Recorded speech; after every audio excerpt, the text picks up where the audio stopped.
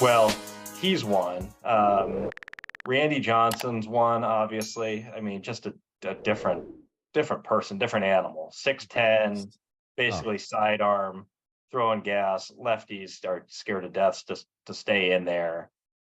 Devastating slider. Those are the kind of guys that are just on a different plane. I mean, they're playing a different game. And they're impressive and really fun to watch. But the people to me that were even more fun to watch were the people who had good stuff, but maybe not just dominant stuff, but still took that good stuff and with the way they could compete or with how consistent their mechanics were, repeatability, turned that good stuff into just nastiness and incredible results. And two guys come to mind for me on that, one of whom I played with in Cleveland. The first, though, is Roy Halladay, who I saw up close and personal when I was in spring training with the Blue Jays one year.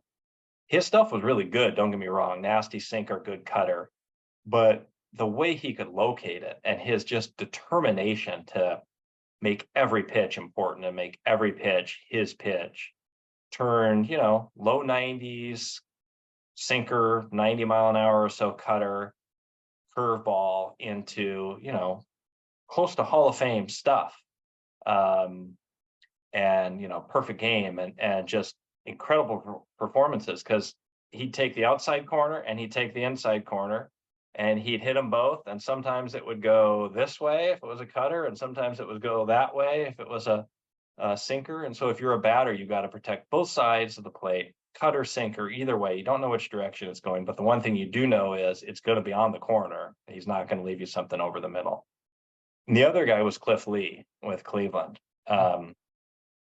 Again, mix of pitches similar to what I threw, but whereas I would throw, that really nasty curveball 1 out of 5 times that I threw my curveball, if I was lucky, he threw it 4 out of 5 or 5 out of 5.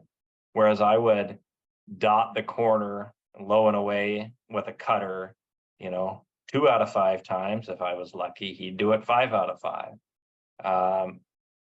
If you stacked up my bet, and this comes off maybe as tooting my own horn, it's the opposite.